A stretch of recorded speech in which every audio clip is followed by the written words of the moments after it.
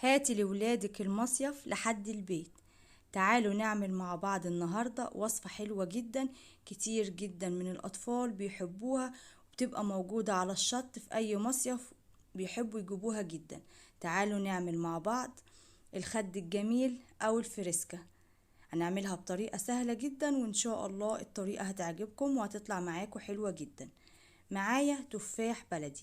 التفاح ده متوفر في السوق كتير، الموسم بتاعه الايام دي. انا جبت كده التفاح الصغير علشان يبقى حلو. تمام، طبعا لو انت عايزه تجيبي تفاح كبير بس هتبقى كبيره قوي، فالتفاحه الصغيره بتبقى احلى وفي الشكل كمان بتبقى حلوه. تمام، هتجيبي طبعا الكميه اللي انت عايزه تعمليها. وكمان معايا عيدان اللي هي بتاعت الشيش طاووق. هتبدأي اللي انتي تحطي فيها عود او عودين. لو حطيتي عود ممكن اللي هي ايه ما تتملكيش اللي انتي تشتغلي بيها بعد كده. فانا قسمت العود على 2 كده وحطيتهم جنب بعض، فالاتنين هيمسكوها حلو، وانتي بتشتغلي فيها بعد كده هتبقى متماسكة كده، هتحسي اللي انتي ماسكاها كويس. فانتي هتجيبي العود هتقسميه على 2، وهتبدأي اللي انتي تدخليه في التفاحة كده، بس ما توصليهاش للآخر. تمام، علشان ما تطلعش من الناحية التانية. بس لحد دلوقتي مفيش اسهل من كده. طبعا التفاح لازم تغسليه كويس جدا قبل ما تستعمليه.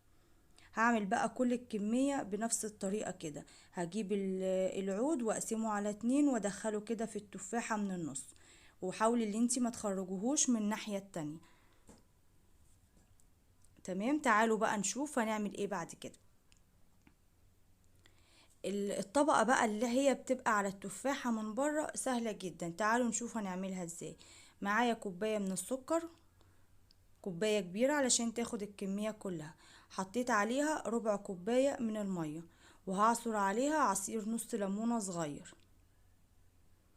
وبعد كده معايا عسل كلوكوز، معايا معلقة كبيرة من عسل الكلوكوز. عسل الكلوكوز علشان بتاع الشربات اللي احنا هنعمله ده ما يسكرش مننا. تمام، هديله بقى تقليبة كده علشان ادوبهم مع بعض، وعسل الجلوكوز ينزل كده ويدوب معاهم. وبعد كده هاخد الحلة دي وهرفعها على النار. هقلبها شوية بقى كده لحد ما انزل عسل الجلوكوز كده وادوبه والسكر بتاعي يدوب. وطبعا النار تكون متوسطة، ما تخليش النار عالية علشان ما يتحرقش منك. النار هتكون متوسطة وهتسيبيه حوالي 10 دقايق على النار. تمام، من وقت للتاني كده بديله تقليبة، وبنزل اللي في الجناب علشان اللي في الجناب دوت ما يسكرش مني.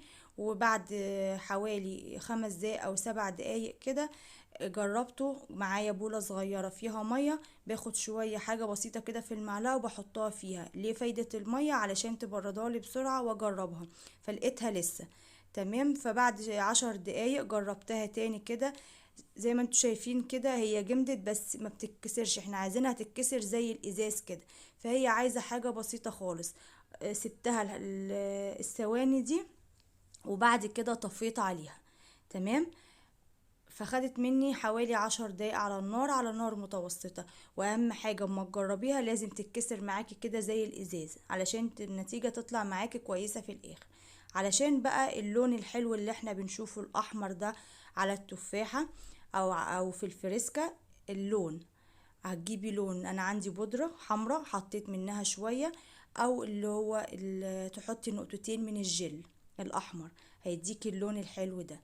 تمام، فاحنا عملناها بالطريقة دي. وباخد بقى التفاحة بعد ما قلبت اللون كويس معاه، باخد كده التفاحة وبميل الحلة، وببدأ اللي انا الف التفاحة كده واملاها بالطبقة بتاعة الكراميل اللي احنا عملناه ده. شايفين بقى الجمال؟ بتتلف معاك وكلها بتتغلف بالكراميل. بسيبها بقى تتصفى حاجة بسيطة كده. لقيت حتة اهي تحت في الاخر مش معمولة، هنزلها تاني. بس كده كلها اتغلفت، طبقة حلوة جدا. وان شاء الله هتجربوا الوصفة بتاعتي النهاردة هتعجبكم جدا. هعمل بقى كل الكمية بنفس الطريقة. باخد التفاحة كده وبلفها. شايفين بقى احنا حطينا عودين، يعني قسمنا العود الخلة ده على 2 ليه؟ علشان نعرف نتحكم فيه واحنا بنلفه كده وما تفكش مننا. هتدهنيها كده تخليه طبقة حلوة، وما تيجي تحطيها على حاجة سيليكون. لو ما عندكيش ممكن تدهني اي حاجة بالزيت علشان ما تلزقش منك. السيليكون مش هيخليها تلزق منك خالص وهتتشال بسهولة. شايفين بقى الجمال؟ هو طبعا الحتة اللي بتبقى تحت دي علشان دي الزيادة اللي بتبقى نازلة من الكراميل لما بتحطيها وتتصفى على ما تجمد. عملناها بطريقة سهلة جدا. احلى فريسكا هتعمليها او الخد الجميل. هتجيبي الشط كله لحد ولادك او المصيف لولادك لحد البيت. يا رب الوصفة تكون عجبتكم.